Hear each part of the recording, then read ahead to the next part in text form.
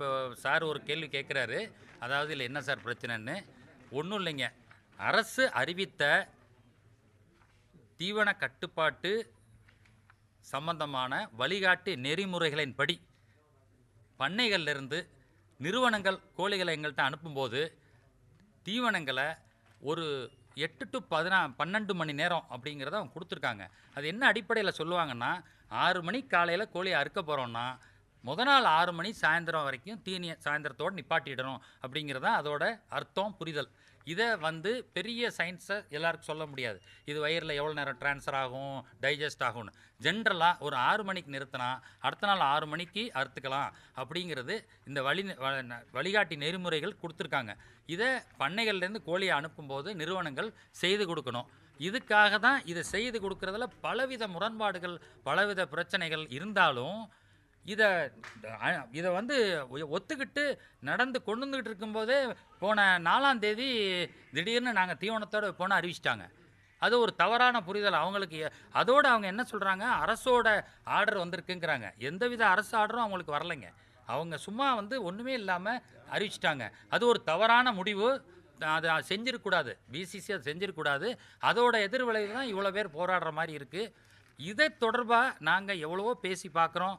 அவங்க மாற்றி மாற்றி இப்படி செய்யலாம் அப்படி செய்யலாங்கிறாங்க ஒழிஞ்சு அரசு வழிகாட்டி நெறிமுறையில் கடைபிடிப்போம் அப்படிங்கிறது சொல்லாதனால வருகின்ற 31/7/2026 காலை முதல் அனைத்து தமிழகம் முழுவதும் உள்ள அனைத்து கடைகளையும் மொத்த கோழி விற்பனையும் நிறுத்தி, அதோடு இல்லாமல் எங்களோட சகோதர சங்கமாகிய புதுச்சேரி மாவட்டமும் முழுவதுமாக இணைஞ்சிருச்சு. இதில் முழுவதுமாக இணைஞ்சு அவங்களும் 100% மூடுறாங்க. கிட்ட சென்னை டு கன்னியாகுமரி நிச்சயமாக மூவ்மெண்ட் இருக்காது. அது போக கேரளா எங்களுக்கு சப்போர்ட் பண்ணுறாங்க. கேரளா உள்ள முன்னணி சங்கங்கள் இங்கே வருது. புதன்கிழமை உங்களுக்கு பதிவு பண்ணுவாங்க. அவங்களால தான் நான் சொல்ல முடியும். காலவரையற்ற போராட்டம். அது பேச்சு. ஒருவேளை இவங்க நிறுவனங்கள் எங்களுக்கு சரியாக செஞ்சு கொடுக்குறோன்னு சொன்னாலோ, இல்லை அரசு எங்களுக்கு உத்தரவாதம் கொடுத்தாலோ நாங்கள் இதை வித்ரா பண்ணுறதுக்கு வாய்ப்பு இருக்குது. தீவனம் கொடுத்து அனுப்புனால நீங்கள் கோழி இறக்கும்போது என்னென்ன அது பிரச்சனைன்னா உங்களுக்கு தீவனம் ஒரு கணக்கு இருக்குங்க. அது கோழி கண்டினியூஸ் ஈட்டர்ஸ்.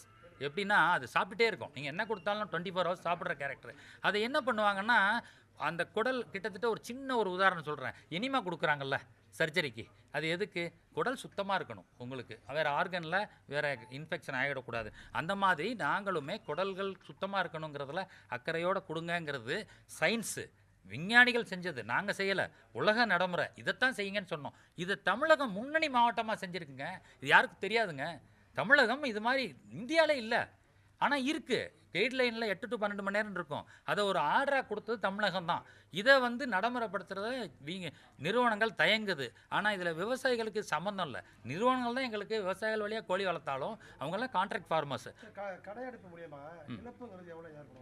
சார் ஒரு கோழிக்கு 10-20 ரூபா கூடி போயிடுது சார் விலையில்.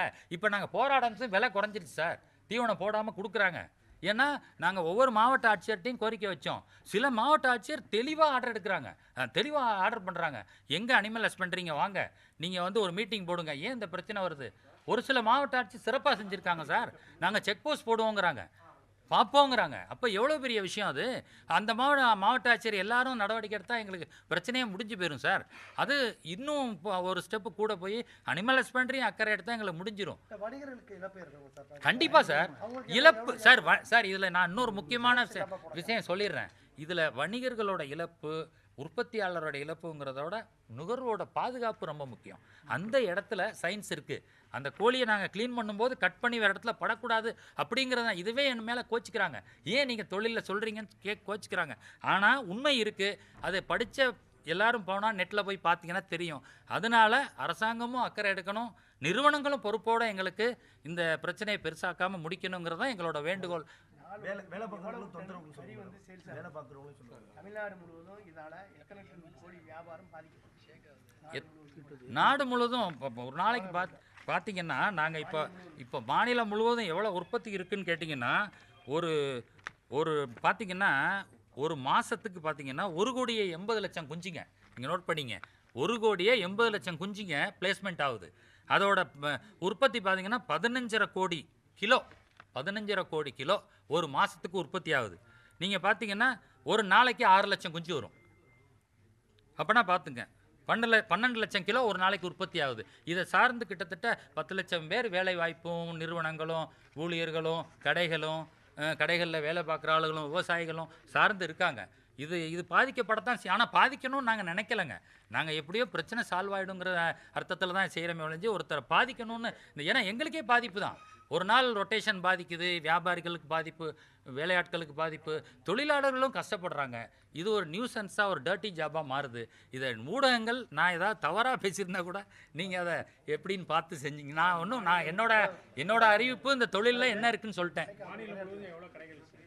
சார். மாநிலம் எங்கள் கூட்டமைப்பு வழியா மாநிலம் மூலம் பார்த்தீங்கன்னா ஒரு எப்படிங்க சார், மாநிலம் முழு ஒரு 60,000 கடைகள் இருக்கும் சார். 60,000லேருந்து 70,000 கடைகள் இருக்குது. இதை உற்பத்தியாளர்களுங்க 100 பேர் தான். 100 பேர் தான் உற்பத்தி பண்ணுறாங்க. இவ்வளவு சிக்ஸும் ஒரு 60 கம்பெனிகள் தான் பிசிசியில் இருக்குது. பாக்கி 40 கம்பெனிகள் பிசிசிக்கு வெளியில் இருக்குது. இது வந்து ஒரு பெரிய செயினுங்க. இன்னும் வளர்ந்துட்டே இருக்குது.